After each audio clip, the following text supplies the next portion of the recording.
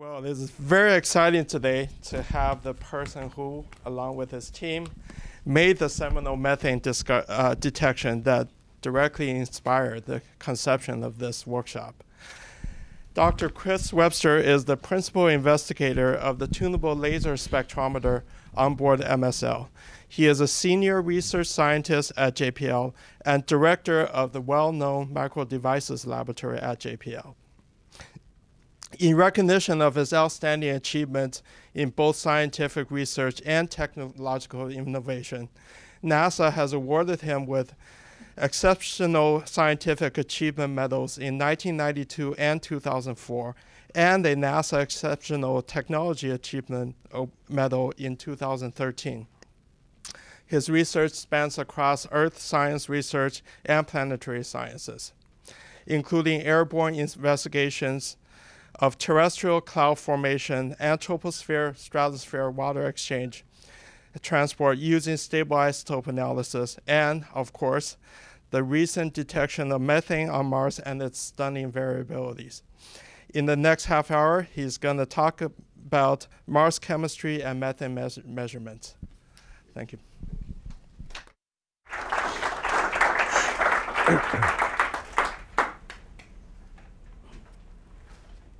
Thanks, Misha. So you've heard a little bit about this, or a lot about it, from our previous speakers. A summary of the atmosphere today, the typical pressures, the scale height, the surface temperatures, and the difficulty in trying to get liquid water formation.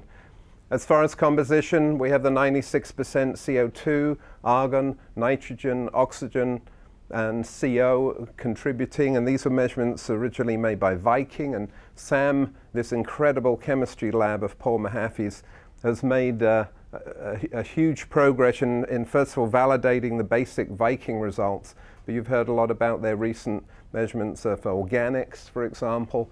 Ken Farley here at Caltech has done this superb age dating with Sam.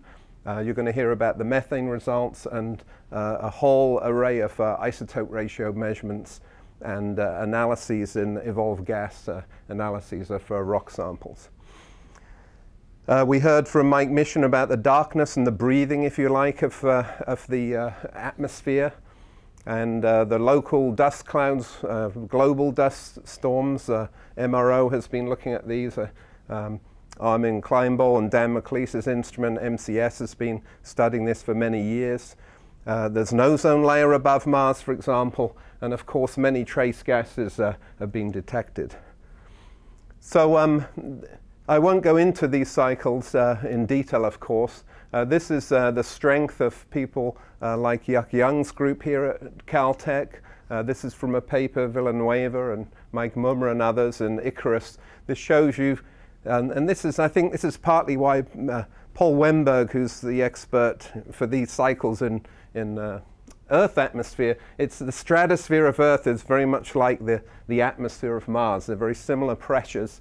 And so a lot of the work that's gone into understanding the cycles here has some heritage from the understanding that was achieved during the decades of measurements and modeling of Earth atmosphere. There's a Hox, Clox, and Knox cycle, just like on Earth. And this is typical of the model outputs here. You can generate vertical profiles, and as a function of spatially, basically, and temporally. And the reason that's important is because so many of our instruments developed for Earth science especially are so good at making measurements of vertical profiles or in situ measurements to test these models, and that's part of the name of the game here for Mars. This is kind of fun too, and this is for students here too. Check this out, the third ozone layer. It's a bit like a third eye in the middle of your head, I guess. But this one's up at 40 to 60 kilometers. You can see it here. This is fantastic result. Frank here in the audience, Lefebvre and Montmesson, made this discovery from the Mars Express.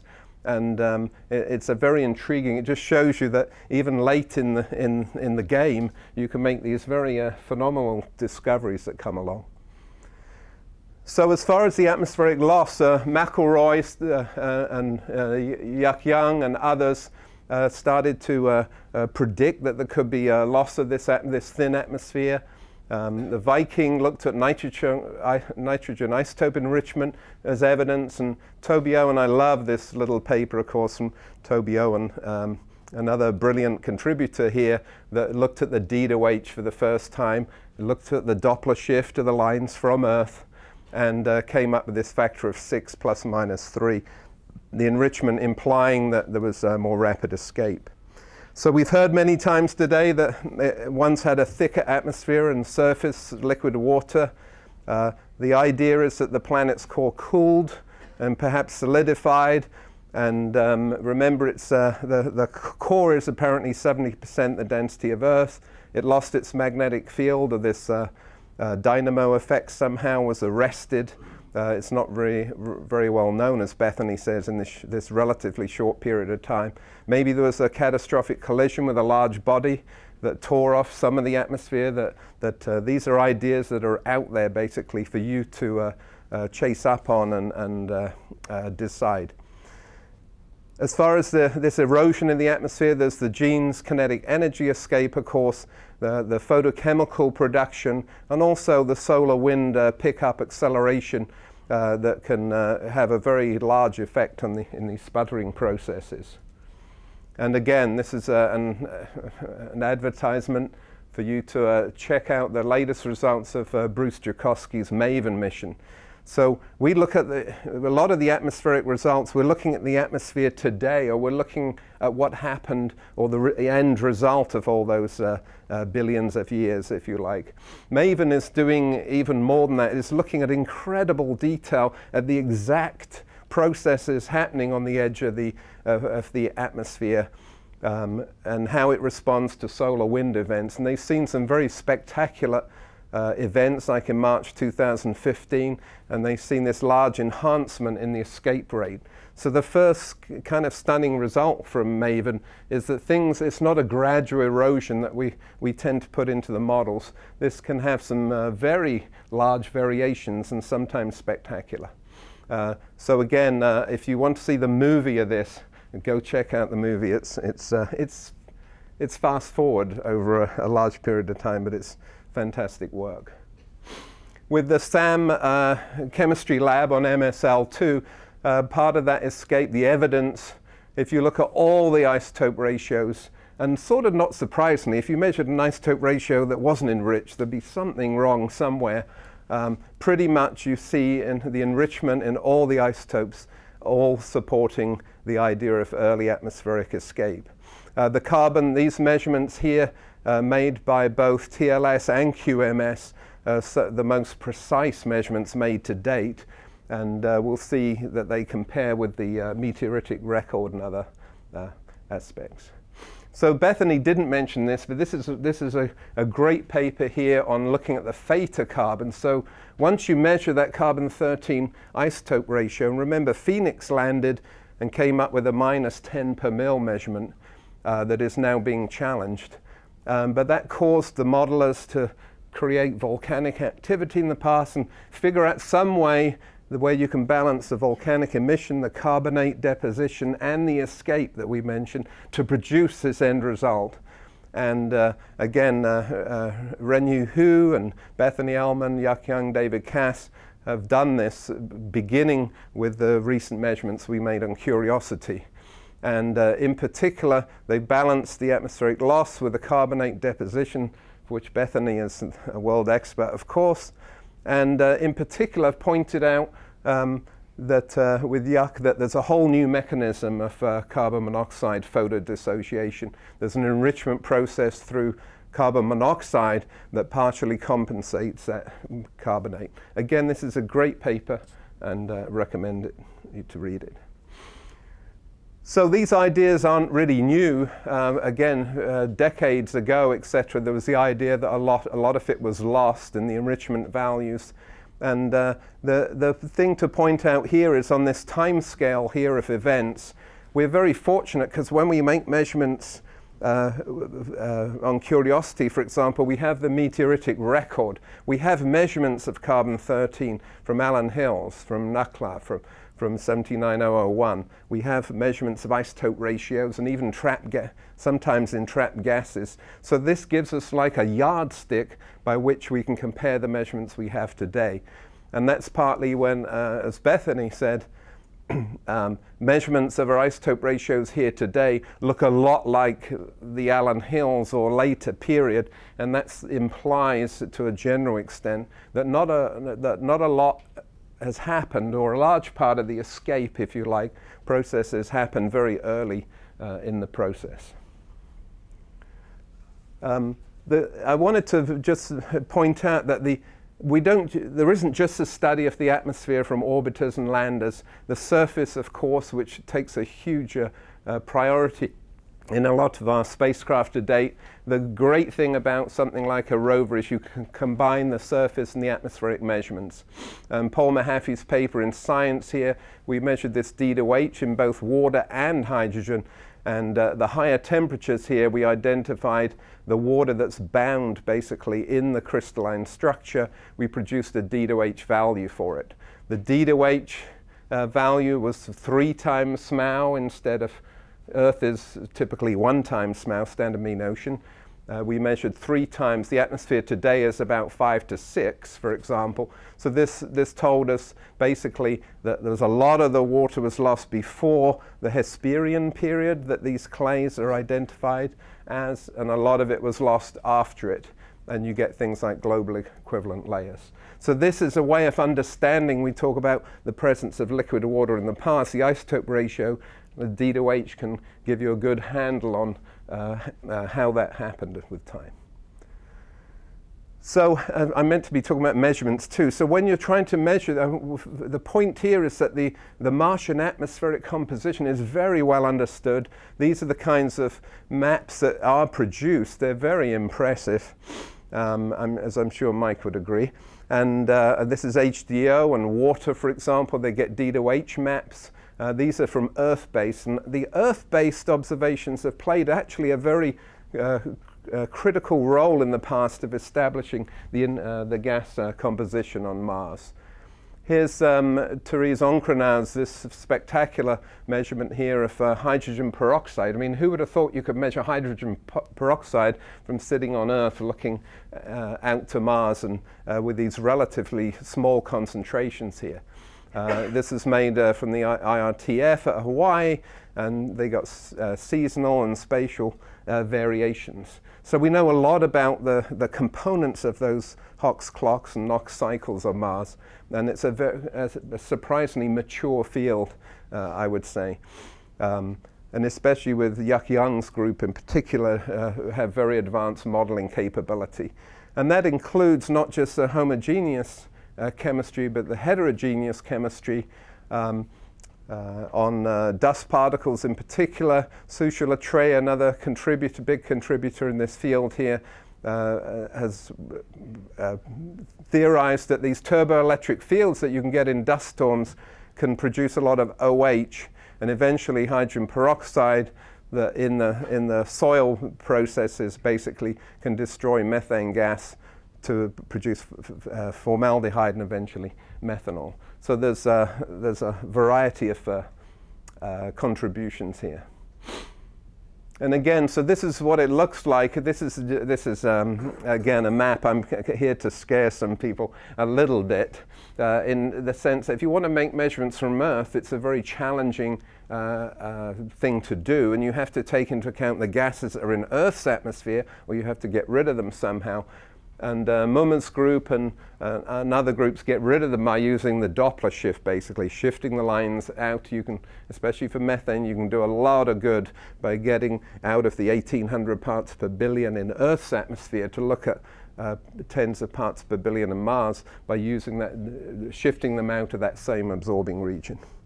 But there's a lot of components, there's a lot of gases, and they all have to be modeled correctly.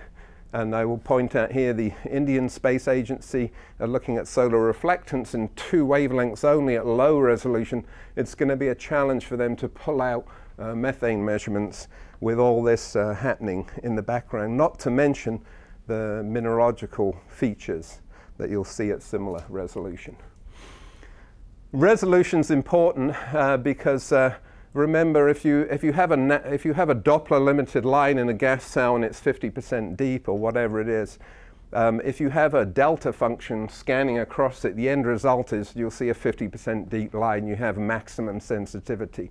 The broader your instrument function, as you slide it through there and convolve it with a line shape, whatever that shape is, you're going to cut down on the absorption as you spread that convolution into the wings of the line. And in doing so, you reduce sensitivity. This is a badly chosen example in some ways. This is incredibly dense region, and if TLS could scan this far, which it can't, over the whole Q branch, you'd see nice deep Doppler limited lines. The MoMA measurements and MATMOS FTIR here show very strong deep lines too, and in fact this difference here is much different than other lines, and this is what the PFS on Mars Express sees of that Q branch. You can see the difficulty that you have when you have low resolution even when you're in orbit. So the PFS is in orbit on Mars Express.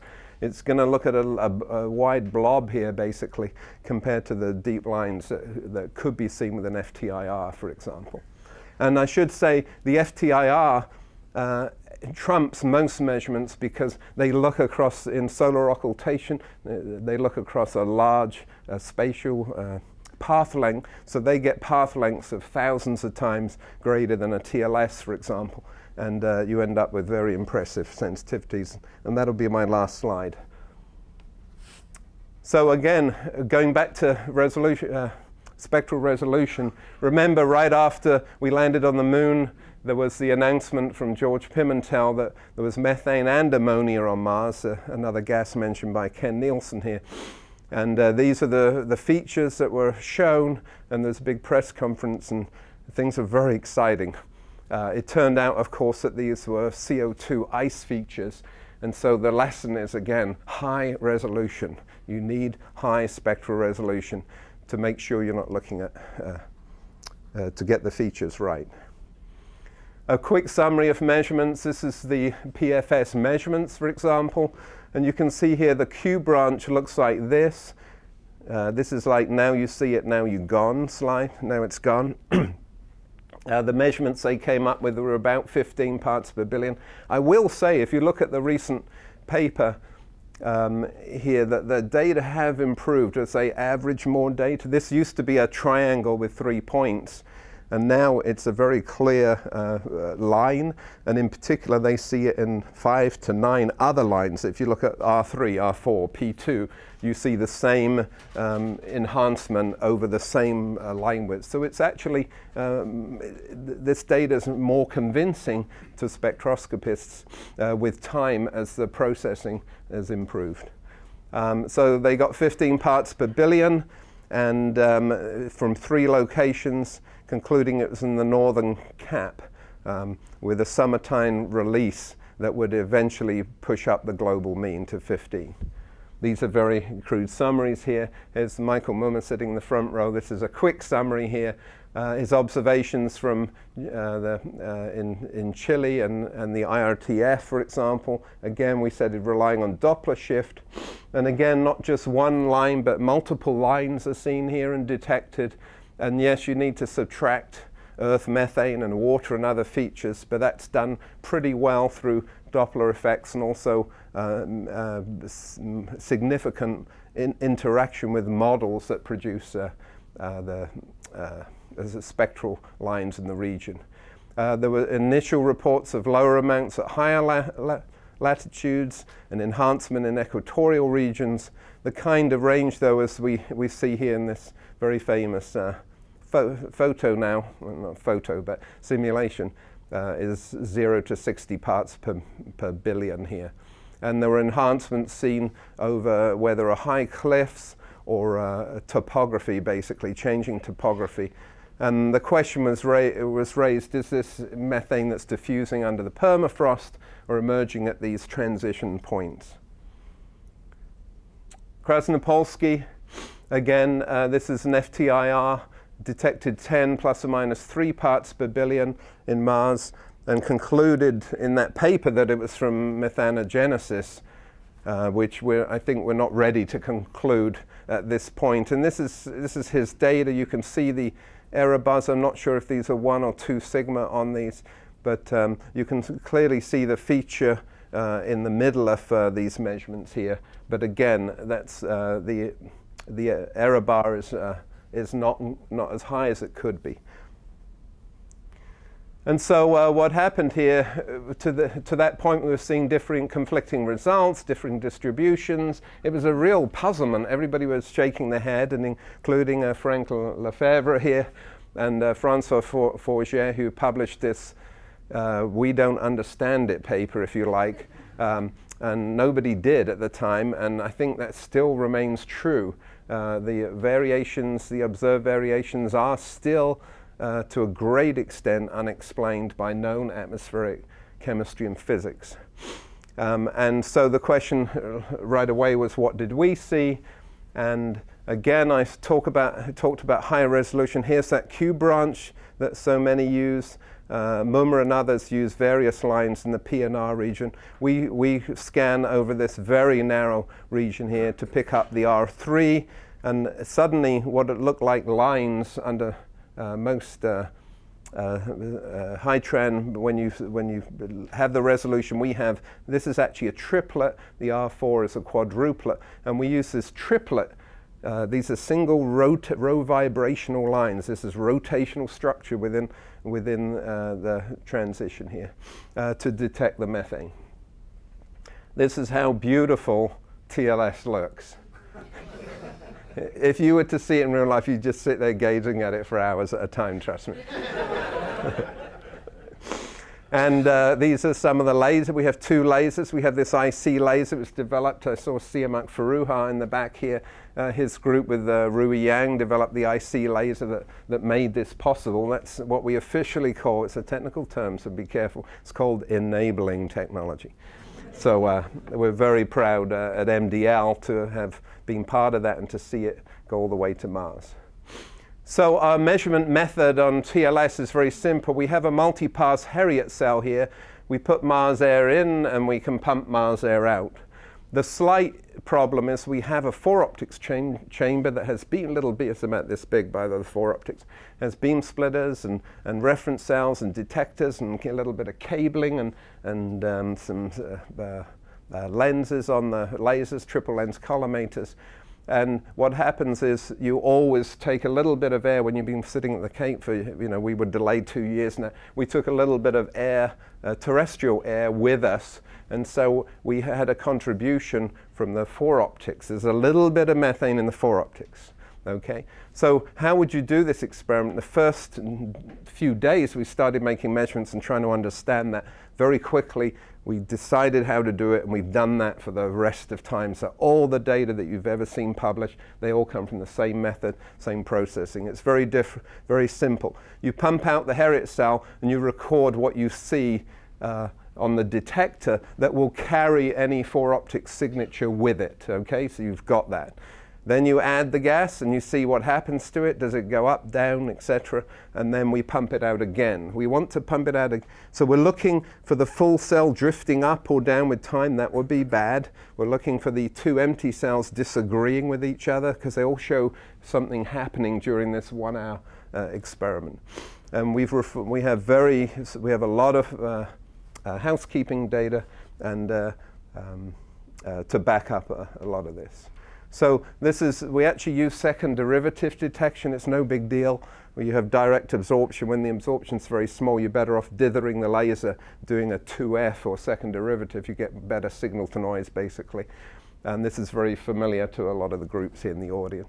When you have no methane in the cell, this is our empty cell and full cell. You're really looking at the 4-optics methane when you see, otherwise you'd see nothing, of course. And you can see the difference here is close to 0, if anything. This is a single sol when we see this high methane of 5 parts per billion, or 5 to 7. This is what you see. You see the full cell in black, and you see the red as the empty cell. And we actually identify the lobes on these, and we integrate between the lobes. We have a routine that goes in there for every line. But again, we do use the fact we have 3 lines, and the data from all 3 lines is always collected and not discarded.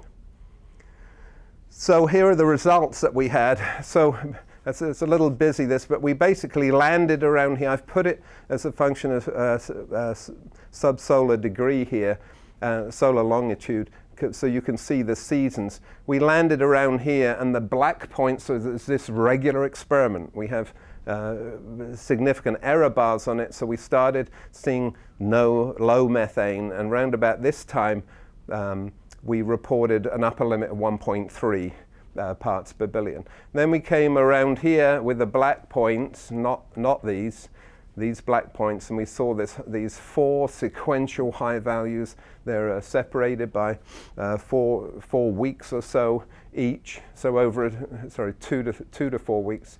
And these are sequential. This is over a 2-month period. We measured it 4 times.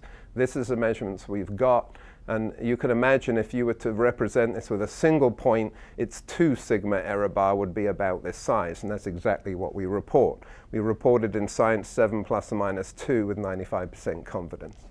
And then we decided we would finally do the enrichment experiment. We did an enrichment result, and we got almost nothing very quickly after that. So we waited a little bit and scratched our heads and said, well, let's do the enrichment and the regular run together. Make sure that one isn't high and low, and that isn't not true. That worked out very well. We got very similar results. In fact, this is fortuitously good. With an error bar like that, you don't expect the mean values to be that close. And then we waited a while, and we started continuing enrichment experiments, and we've come all the way back here to this one. And then the last few weeks, first time you're seeing this, we were seeing a hint here of a rise in the methane, and we were thinking, is it going to go back up? Because if it did, it would make this workshop easy. It's seasonal, and we could all. But unfortunately, as life would have it, we got this result a week or so ago here with the lowest methane we've ever detected. In fact, 0.2 parts per billion. The 2 agree very well as well. So this is where we're sitting at the moment. But all is not lost. And let me first talk about some of the methane sources. Gosh, I've got 4 minutes left. You've heard a lot about the... Did I see that right, that you haven't had any measurements with high methane yet with the enriched methane? No. That's another 5 minutes added to my talk. So, you've seen all the methane sources that we're going to consider at the workshop, and Yuck's group has some new ideas on that. And you've seen the sinks, the various dust devil process, photochemistry, of course, OH. We heard about the answer Bob Dylan song, Blowing in the Wind, about the erosion of quartz grains, abraded silicates. These are all things that we'll be discussing in the workshop, so I'll skip over them here.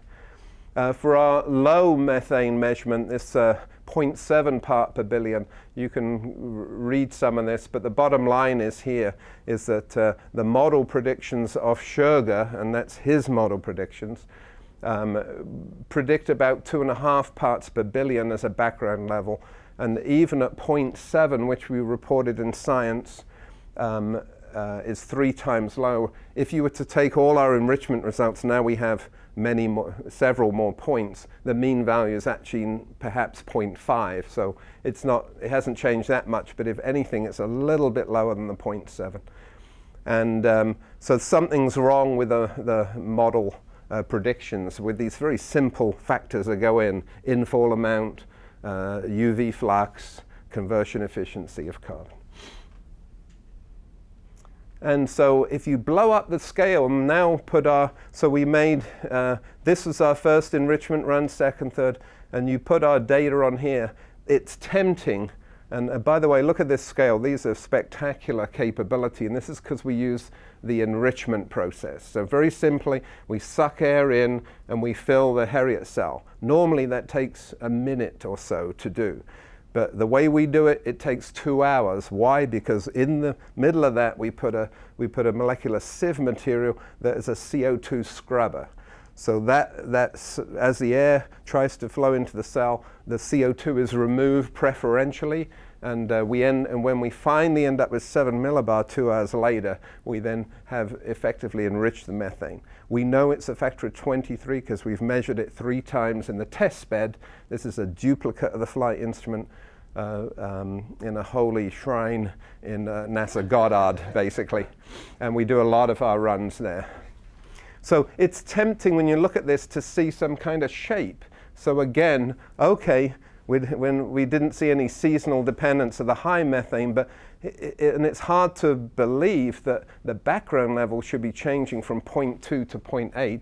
So Mike Michener's looking at some of the ways in which that might happen through transport. And so as far as our future measurements, so we're sitting here, the big question is round about this time at 160, are we going to see it return to high background values, or are we going to see this 0.2 number continue to be around 0.2 or lower? If we were to see this continuously low, it might hint at a possible decay from the 7 parts per billion. This is some kind of mixing in of that into the atmospheric background. But again, it's very important we consider relative lifetimes for these phenomena. I got the orange light. And I think we see no correlations with the high methane. They're consistent with a small source. And the wind analysis that Mike Michener did seems to indicate the possibility of a source to the north of us. So this just came out 2 days ago. This is a fun paper from Mark Fries et al. And they've shown that if there are these large meteor shower-like events, you're going into the path of cometary debris, basically, the planet is. And they correlated it with the high values that we're seeing. They also looked at Mike's data and PFS data, and there seems to be a correlation with that. The only couple of issues, Sushila Trey and Martin Roos have looked at a wide number of contributions. They conclude there's no direct correlation. So there's a difference, if you like, in these two approaches. And then finally, this data, you would expect us to see the high methane again because we went through this same Damocles cometary debris, so we didn't. It doesn't have to happen all the time, but that's a little bit unexpected there too. And finally, as far as a local source, there's groups that have been doing modeling here. This is from Swery and Boulder. And they've looked at inside the crater, and they've done modeling that shows that, in fact, that they can repeat our nominal measurement of the fast decay of that 7 parts per billion if the local source is within Gale crater. Or it's outside and there's deep mixing and but you need the rapid destruction outside. So inside we need no new chemistry or physics happening necessarily. So again, the data we've produced so far still does not obviously require any changes to the early or basic understanding of Mars photochemistry. And finally, I wanted to address this little issue. Kevin Zarni and others have been suggested that the methane you're seeing is coming from not just from the rover, Chris, but it's coming out of the 4 optics. There's some leak of this because there's parts per million, remember, in the 4 optics, and we're looking for parts per billion.